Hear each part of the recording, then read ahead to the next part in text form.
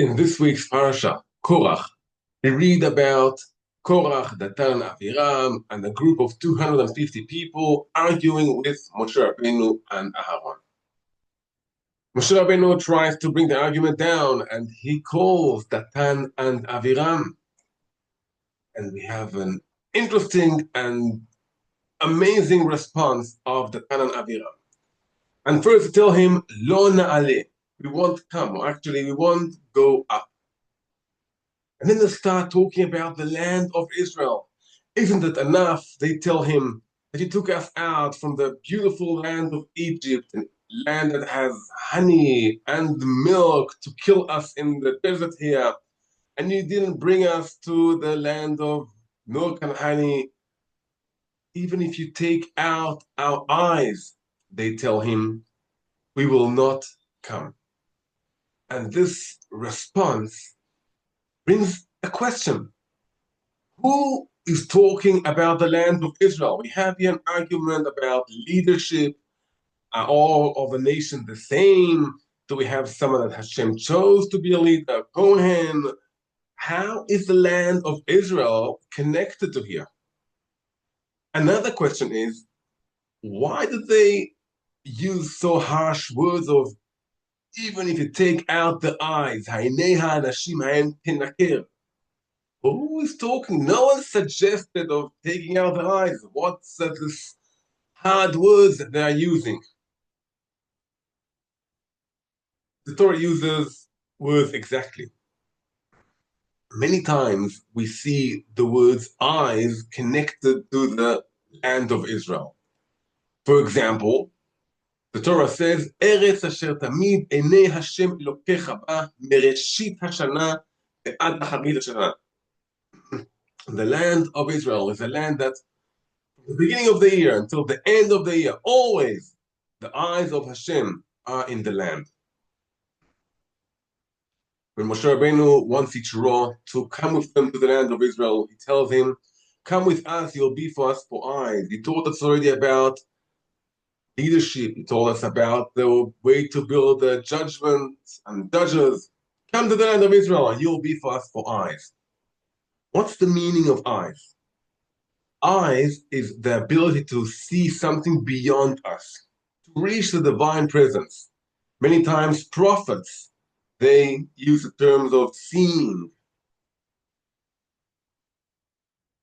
So what is in the land of Israel?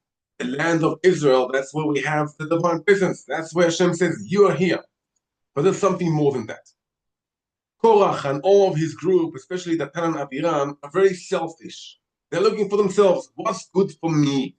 They don't care about anyone else, not about great goals, not about the nation. The purpose of life is the self, how I am. They look into themselves, not to reach out someone else. It's exactly the opposite of Hashgacha, Hashem having his eyes on us. And it's exactly the opposite of the idea of the land of Israel. The land of Israel isn't just a land. The Gemara in Ketubot says that a person who lives out of Israel is if he doesn't have a God. What does it mean as if it doesn't have a God? It's more being with yourself. In the land of Israel, you have to be connected to the nation. You have to be connected to Hashem through the land of Israel. Datan and Aviram tell Moshe Rabbeinu, we aren't going to go up. We are staying here with us. Our whole purpose of life is being ourselves, being selfish, being down, being low. What, you want to bring us to the land of Israel? We will not go up to the land of Israel. We want to aliyah to the land of Israel, since our goal is to be selfish. Even if you take out the eyes, we don't want Hashem's presence. We aren't looking for Hashem's presence. We aren't looking for a land that Hashem is always there. Eretz asher tamid enei Hashem Elokecha ba. His eyes are always in the land. That's not our goal. Our goal is to be selfish, to argue against you, to do what we think is good to do, and not what Hashem thinks it's good to do. That's why they use those harsh words. What do we learn from Datan and Aviram? What positive things can we learn from them?